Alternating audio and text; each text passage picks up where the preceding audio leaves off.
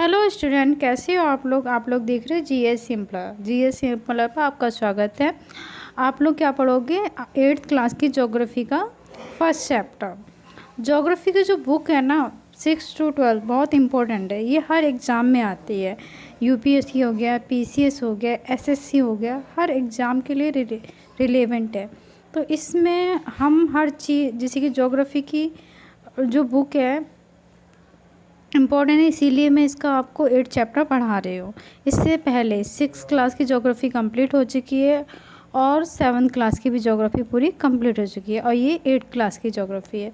इसमें हम क्या पढ़ेंगे? संसाधन। संसाधन क्या है?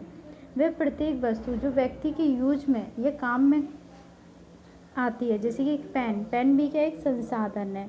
जैसे कि एक बोतल पानी भरने के लिए आती है, वो भी क्या एक संसाधन। प्रत्येक वस्तु जो हमारी आवश्यकता को, ज़रूरतों को पूरी करती हैं, वे सारी चीज़ें क्या कहलाती हैं? संसाधन कहलाती है। तो इसमें क्या है कि पहले क्या पूछा है कि संसाधन क्या है? तो प्रत्येक वस्तु जिसका उपयोग आवश्यकता को पूरा करने के लिए किया जा सकता है, वे सारी चीज़ें संसाधन कहलाती है। जो कोई भी वस्तु हो जो इंसान की ज़रूरत को पूरा करे, वे क्या कहलाती है? संसाधन कहलाती है। अब आगे क्या लिखा है कि जल, विद्युत यानी लाइट, विद्युत माने लाइट, रिक्शा, सब्जी, पाठ्य पुस्तक, किताबें, ठीक, कुछ ऐसे जैसे कि आप उन सभी चीज़ों को यूज करते हैं, जैसे कि सभी वस्तुओं का उपयोग आपके द्वारा किया जाता है, इसलिए वे उपयोगी हैं। जिस वस्तु का हम यूज करते हैं वे क्या उपयोगी हैं।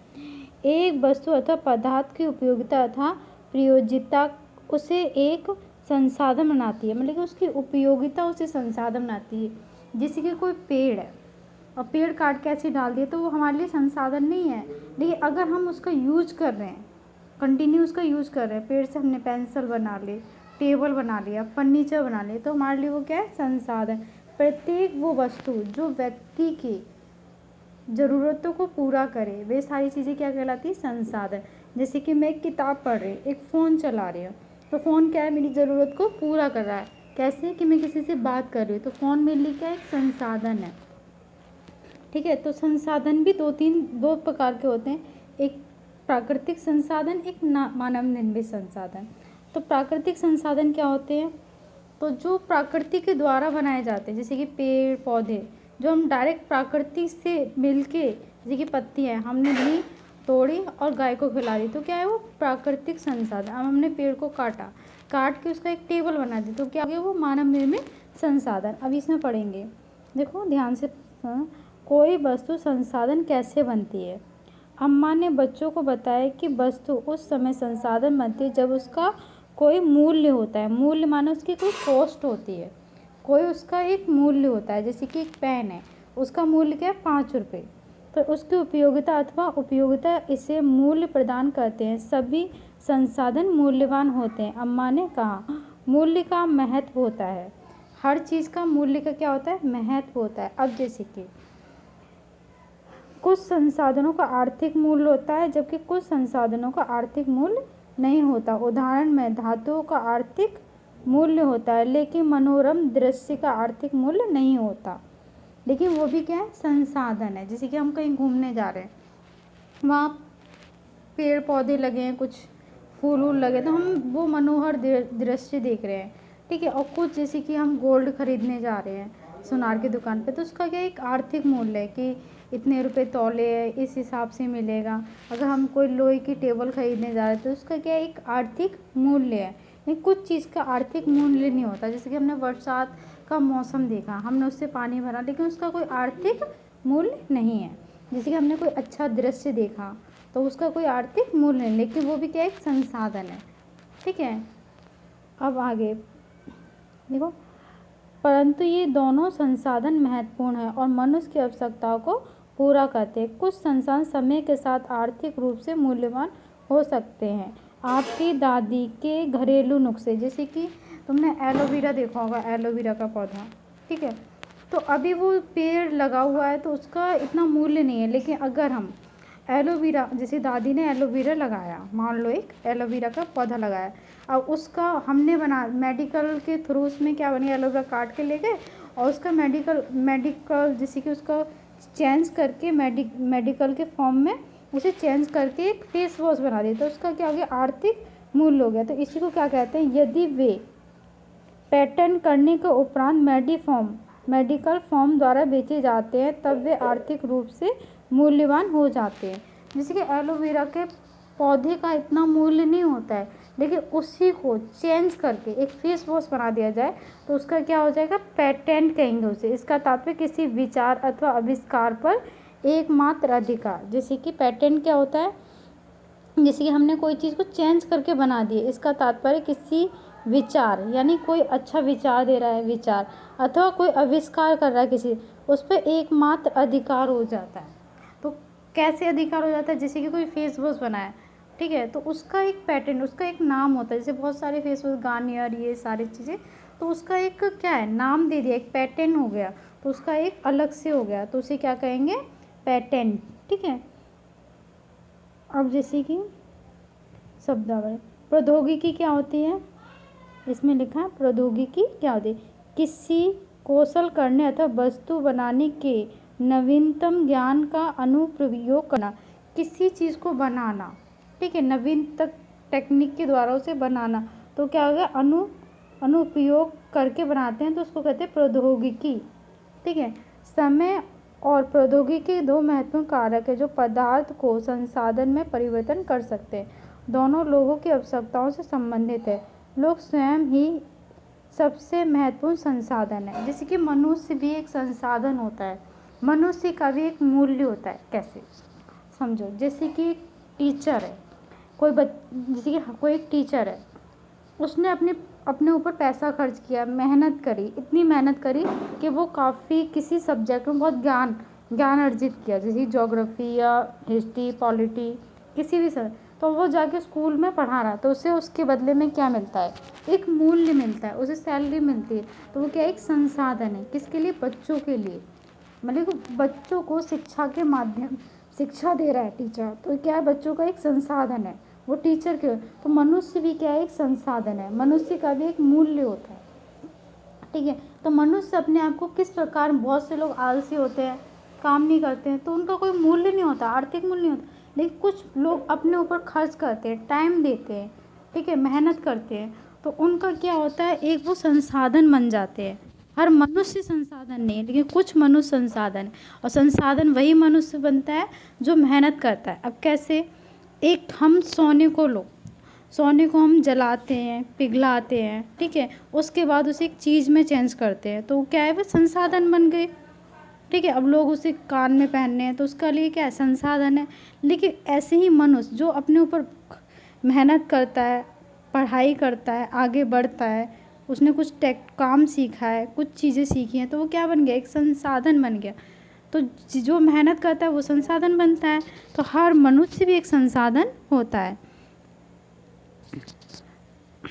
ठीक है, अब इसमें क्या है, ये लोग विचार, ज्ञान, आविष्कार और खोज ही है जो अधिक संसाधन की रचना करते हैं। प्रत्येक खोज अथवा आविष्कार से बहुत से अन्य खोज आविष्कार होते हैं। जैसे कि मनुष्य ने एक आग की खोज की, आदि मानव ने किसकी खोज की, आग की खोज की। आग की खोज से खाना पकाने की पद्धति, अन्य प्रक्रियाओं का प्रचलन हुआ। अगर वो आग की खोज नहीं करते तो आज आग नहीं होती। तो इससे धीरे धीरे मनुष्य क्या क्या बढ़ता जाता है आगे। जबकि पहिए की खोज की, नवीनतम विधियों का विकास हुआ। ठीक है, हम लोगों ने, मनुष्य आज कहाँ तक पहुँच गया है, एक संसाधन बन के कहाँ तक पहुँच गया, चांद तक पहुँच गया है। ठीक है, इतना उसने आविष्कार कर लिया है, अंतरिक्ष में जा सकता है। तो ये सब क्या है, मनुष्य की बुद्धिमत्ता है। ठीक है, तो ये आविष्कार है ये। तो आविष्कार बहुत से अन्य खोज आविष्कार होते हैं। आग की खोज, खाना पकाने की पद्धति, अन्य प्रक्रियाओं का प्रचलन हुआ। पहिए की खोज, अन्य परिवहन की नवीनतम विधियों का विकास हुआ। जल विद्युत बनने में उपयोगी में तेजी, बहने जल से ऊर्जा उत्पन्न, इसे एक महत्वपूर्ण संसाधन बनाता है। जैसे कि देखो, जल के द्वारा क्या बना, इलेक्ट्रिसिटी बनी, किसने बनाई, मनुष्य ने।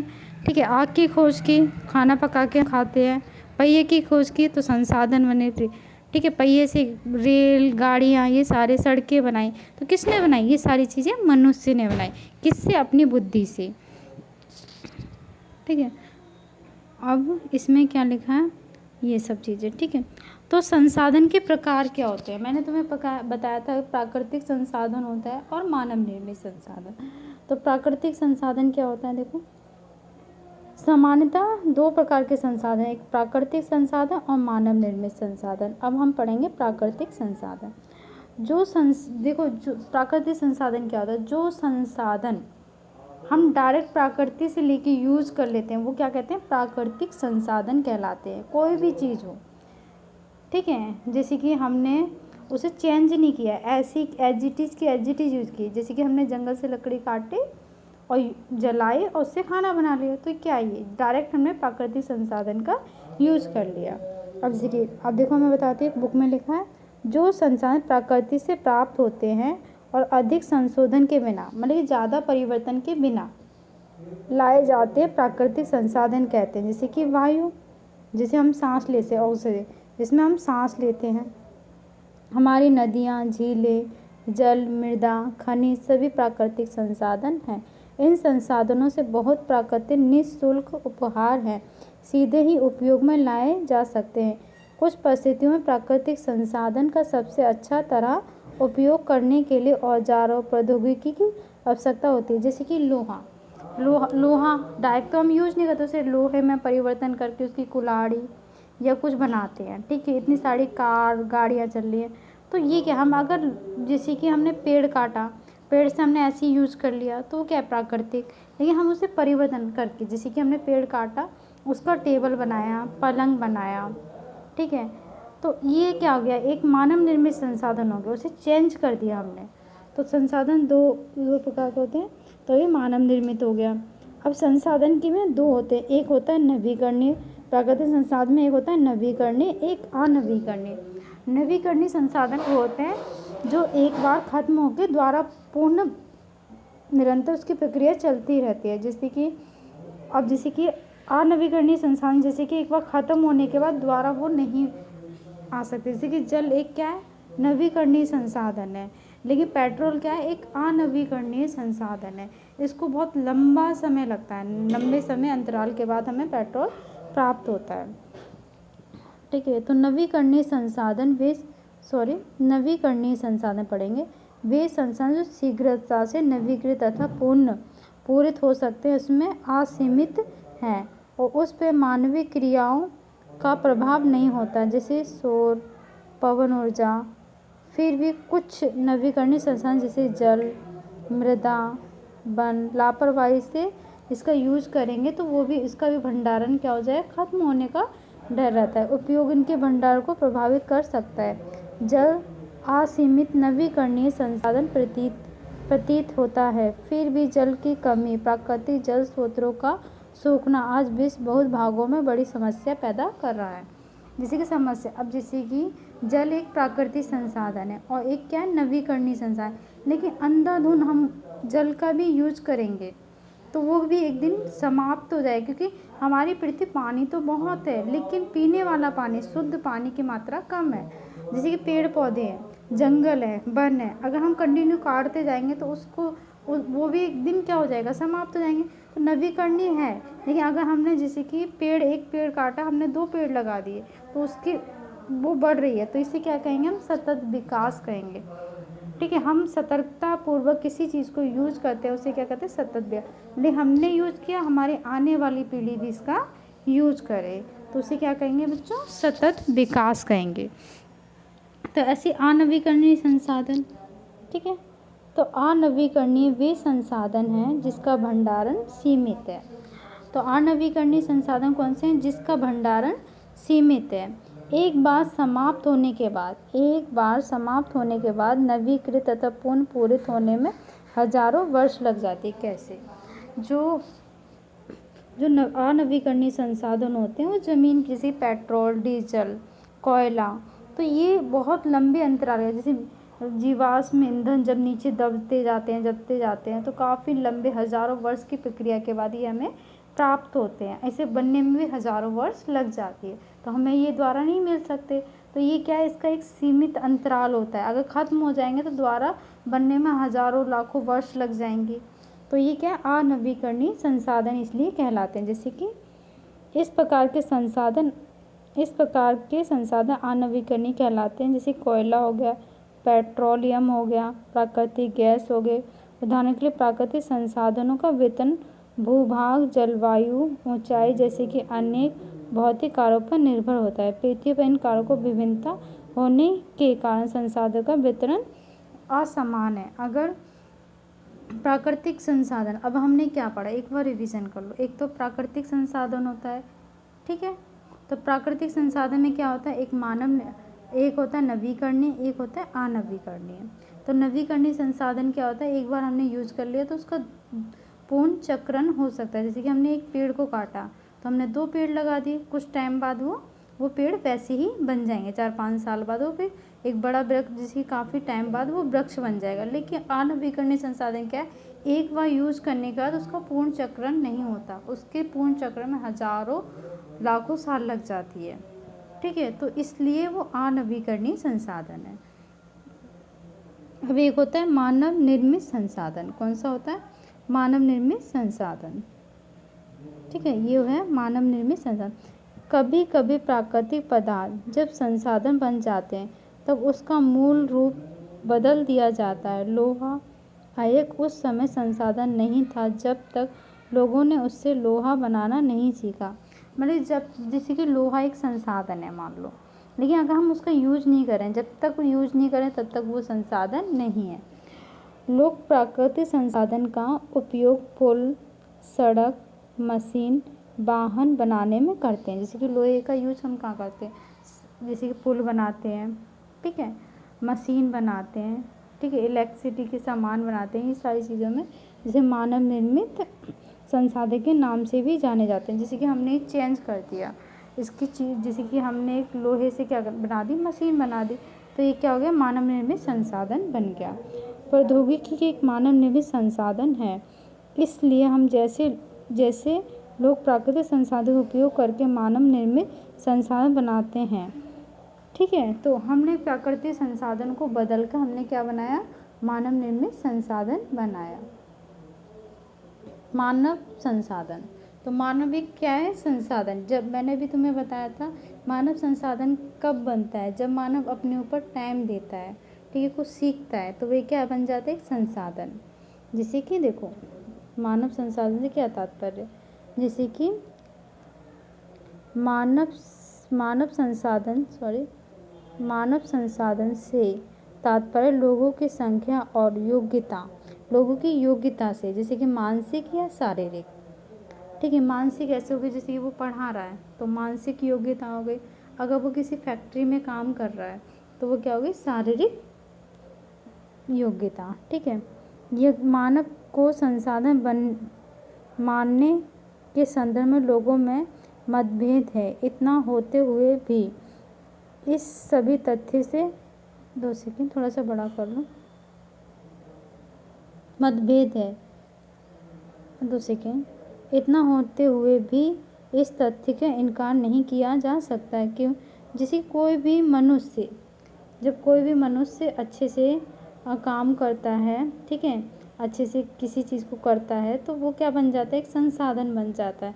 और जब मनुष्य काम नहीं करता, आलसीपन दिखाता है, तो वो उसके कोई मूल्य नहीं होता है। जैसे एक टीचर कक्षा में पढ़ा रही है, ठीक है, तो उसने अपने आप को टाइम दिया, खुद पढ़ी, आगे बढ़ी, तो वो क्या गया, एक मूल्यवान हो गई, तो वो क्या बन गई, एक संसाधन बन गई। एक डॉक्टर है वो भी क्या, एक संसाधन है। एक इंजीनियर है वो भी क्या है, संसाधन है, देश के लिए काम कर रहे हैं, ठीक है। वह प्रत्येक मनुष्य या व्यक्ति या वस्तु जो मनुष्य की ज़रूरतों को पूरा करे, मनुष्य की आवश्यकताओं को पूरा करे, मनुष्य की हेल्प करे, वो सारी चीज़ें क्या कहलाती हैं, संसाधन कहलाती हैं। लोग और अधिक संसाधन बनने के लिए प्रकृति को सबसे अच्छा उपयोग तभी कर सकते हैं जब उसके पास ऐसा करने का ज्ञान या कौशल हो। मतलब जिस मनुष्य के पास कौशल होगा, ज्ञान होगा, पढ़ा लिखा होगा, तो वही तो कर पाएगा। अब देखो प्रौद्योगिकी उपलब्ध हो इसलिए मनुष्य विशिष्ट प्रकार के संसाधन है, अतः लोग मानव संसाधन और शिक्षा, स्वास्थ्य लोग बहुमूल्य संसाधन बनाने में मदद करते हैं। अधिक संसाधन के निर्माण में समर्थ होने के लिए लोगों को कौशल में सुधार करना मानव संसाधन विकास कहलाता है। कैसे? जैसे कि मनुष्य सीखता रहता है, कंटिन्यू सीखता है। तो अब कहीं हम दूसरी जगह हम सीखने जा रहे हैं तो उसके विकास कर रहे हैं मानव का, तो वो एक अच्छा मानव बनने के लिए, मानव संसाधन बनने के लिए सीखता है, निरंतर प्रयास करता है। तो वो क्या कहते हैं? मानव संसाधन का विकास। संसाधन संरक्षण। संसाधन, अब कोई भी संसाधन है, हम अगर उसका ढंग से यूज़ नहीं करेगा तो एक दिन क्या हो जाएगा? समाप्त हो जाएगा। अब पानी है, पानी का हम कंटिन्यू यूज़ कर रहे हैं, वेस्ट कर रहे हैं, ख़राब, तो क्या होगा? उसका भी एक सीमित है, वो भी समाप्त है। तो हमें सतर्कता पूर्वक यूज़ करना है पानी का, किसी भी चीज़ का। तो इसमें लिखा है, देखो कहानी के तौर पर, मोना ने एक बुरा सपना देखा। उसने देखा कि पृथ्वी पर सारा जल सूख गया है। पृथ्वी पे क्या हो गया? सारा जल सूख गया है और सारे पेड़ कट गए हैं और वहाँ पर ना तो छाया ही है, ठीक है। उसने क्या सपना देखा कि सारे पेड़ कट गए हैं, ठीक है, सारा जल सूख गया है और वहाँ पे छाया नहीं है और खाने पीने के लिए लोग परेशान हो रहे थे और चारों तरफ भोजन और छाया की तलाश में निराश घूम रहे थे। मोना ने ऐसा सपना देखा। तो इस सपने के थ्रू वो समझाएगी, ठीक है। उसने अपनी माँ को सपने के बारे में बतलाया। उसने पूछा, अम्मा क्या ये सच में हो सकता है? ठीक है। अब देखो अम्मा ने क्या जवाब दिया। अम्मा ने उत्तर दिया, यदि हम नवीकरणीय संसाधनों के प्रति सतर्क नहीं रहते तो वह दुर्लभ हो सकते हैं और अनवीकरणीय संसाधन में निश्चित समाप्त हो सकते हैं। राजू ने पूछा, जैसे कि अगर हम नवीकरणीय संसाधन का सतर्कतापूर्वक अच्छी तरीके से यूज ना करें, वेस्ट करते चले जाएं, जैसे हमने पेड़ काटे, पेड़ अगर हम ना लगाएं, सिर्फ पेड़ काटते जा रहे हैं तो जंगल क्या हो जाएंगे? वन क्या हो जाएंगे? समाप्त हो जाएंगे। तो हमें ऐसा नहीं करना है, उसे सतर्क होकर यूज करना है। जैसे कि हमने 2 पेड़ काटे तो हम 4 पेड़ लगाएंगे, ठीक है। इसी को क्या कहते हैं? सतत विकास भी कहते हैं। अब देखो इसमें क्या लिखा है, सतत पोषीय विकास, ठीक है। तो सेकेंड, सतत पोषीय विकास संसाधनों को क्या लिखा? सावधानी पूर्वक उपयोग, ताकि न केवल वर्तमान पीढ़ी की अपूर्व भावी पीढ़ियों की आवश्यकता को भी पूरा कर सके। जैसे कि अब हम हैं, ठीक है, हमें फर्नीचर की ज़रूरत है तो हमने क्या किया? पेड़ काटे, उससे फर्नीचर बनाए। तो हमारा दायित्व है कि जो चीज़ हम यूज़ करें, आने वाली पीढ़ी, भावी पीढ़ी भी यूज़ करे। तो उसके लिए हम क्या करेंगे? हमने 4 पेड़ काटे तो हमने उनके लिए 4 पेड़ या 6 पेड़ या 8 पेड़ और लगाए। जब तक वो पीढ़ी आएगी, जब तक जितने बड़े हमने पेड़ काटे उतने बड़े वो पेड़ हो जाएंगे। तो ये हमारा क्या है? कर्तव्य है। अगर इस तरीके से सावधानी पूर्वक अगर हम किसी चीज़ का यूज करेंगे तो उसी को क्या कहेंगे? सतत पोषीय विकास, ठीक है। एक होता है सतत विकास, एक होता है सतत पोषीय विकास। सतत पोषीय विकास ये होता है कि हम चीज़ों को यूज भी कर रहे हैं और आने वाली पीढ़ी के लिए सुरक्षा भी प्रदान कर रहे हैं उस सामान का। तो ये क्या हो जाए? सतत पोषीय विकास। अब आगे क्या है? संसाधनों का सतर्कतापूर्वक उपयोग करना, उन्हें नवीकरण के लिए समय देना संसाधन संरक्षण कहलाता है। संसाधन का उपयोग करने की आवश्यकता और भविष्य के लिए उनके संरक्षण और संतुलन बनाए रखना सतत पोषीय विकास कहलाता है। मतलब कि आगे भविष्य के लिए भी ये चीज़ें बची रहें, उसे क्या कहेंगे? सतत पोषीय विकास कहेंगे। संसाधन के संरक्षण के अनेक तरीके हैं। प्रत्येक व्यक्ति उपभोग को कम करके वस्तु को पुनः चक्रण और पुनः उपयोग योगदान दे सकता है। मतलब कि हमने कोई चीज़ यूज की है तो उसे और भी आगे की पीढ़ी के लिए भी बचा कर रखें। तो ये सारी चीज़ें हमने पढ़ी। अब ये क्या है? आगे देखो, शाम को बच्चों ने, अब देखो इसी में से एक बार और पढ़ाती हूँ। देखो, शाम को बच्चे उसके मित्र को पुराने समाचार पत्रों को व्यर्थ वस्त्रों और बांस की डंडियों से लिफाफे और ख़रीदारी के लिए थैले बनाए। मोना ने कहा, हम इन वस्तुओं से कुछ वस्तुएं उस परिवार को देंगे जिन्हें हम जानते हैं। मुस्तफ़ा ने कहा, अपने संसाधनों को बचाना अपनी पृथ्वी को सजीव रखना है। मतलब कि संसाधनों को बचाना क्या है, अपनी पृथ्वी को जिंदा रखना, सजीव रखना एक बहुत बड़ा कार्य है। ठीक है जी, सॉरी 2 सेकेंड पीछे हो गए। और जेंसी ने क्या, जेंसी ने कहा जेंसी ने कहा मैं बहुत सतर्क रहूँगी। ठीक है, मैं बहुत सतर्क रहूँगी, कागज़ व्यर्थ ना हो। मतलब कि बच्चे अगर पढ़ते हैं तो कागज़ फाड़ देते अपनी कॉपी, तो हमें सतर्कतापूर्वक मतलब सतर्क रहना है, अपने कॉपी किताबों को भी ऐसे नहीं फाड़ना है जिससे भविष्य में ये सारी चीज़ें घटित हों। तो आपको आशा करती हूँ कि चैप्टर समझ आया हो। तो अभी देखो नवीकरणीय संसाधन हमने पढ़ा, अनवीकरणीय संसाधन पढ़ा, प्राकृतिक संसाधन पढ़ा, मानव निर्मित संसाधन क्या, मानविक संसाधन है ये भी पढ़ा। ठीक है, तो हमने क्या किया, सभी नवीकरणीय संसाधनों का उपयोग सतत पोषीय है। ठीक है, पृथ्वी पर जीवित विविधता संरक्षित की जाए, प्राकृतिक पर्यावरण तंत्र को हानि को कम किया जाए। ठीक है, अब सतत पोषीय विकास के कुछ सिद्धांत। ठीक है, सभी के सभी रूपों में आदर और देखभाल, मानव जीवन की गुणवत्ता को बढ़ाना, पृथ्वी की जीवन शक्ति और विविधता का संरक्षण करना। ठीक है, अगला क्या है, प्राकृतिक संसाधनों में ह्रास को कम से कम करना। अगला क्या है, पर्यावरण के प्रति व्यक्तिगत व्यवहार और अभ्यास में परिवर्तन। ठीक है, समुदाय को अपने पर्यावरण की देखभाल करने की योग्यता, मतलब हमें अपने पर्यावरण की देखभाल भी करनी है और उससे सुरक्षा भी प्रदान करनी है। हमारी पृथ्वी क्या है, एक जीवित है। ठीक है, इसमें बहुत सारे पेड़ पौधे, बहुत सारे संसाधन हमें पृथ्वी से मिल जाते हैं, लेकिन कुछ संसाधन क्या है, नवीकरणीय, और कुछ क्या है, अनवीकरणीय। तो हमें दोनों ही संसाधन को सही से ध्यानपूर्वक यूज करना है, जिससे उसकी वो आगे जाके समाप्त ना हो जाए। अगर हमने अनवीकरणीय संसाधन को भी अगर ढंग से यूज नहीं किया तो उसकी भी कमी हो सकती है भविष्य में। ठीक है, इस प्रकार आपका ये चैप्टर कंप्लीट हो गया। कल इसकी क्वेश्चन आंसर कराऊंगे। और अगर आपको वीडियो पसंद आए तो लाइक करना, सब्सक्राइब करना, और कोई चीज़ टॉपिक ना आए तो आप कमेंट करना। और बेटा ये जो ज्योग्राफी की बुक होती है वो बहुत इम्पोर्टेंट होती है। कैसे, यूपीएससी हो गया, एसएससी हो गया, सीजीएल, काफ़ी एग्ज़ाम में इसकी बहुत इम्पोर्टेंट होती है। नेट का एग्ज़ाम हो गया ज्योग्राफी का, तो ये सारे एग्ज़ामों में इसके क्वेश्चन आते हैं, तो इसलिए इसे बेसिक से पढ़ना बहुत इम्पोर्टेंट है। तो अब हम आपको कल मिलेंगे। चलो bye, thank you watching for.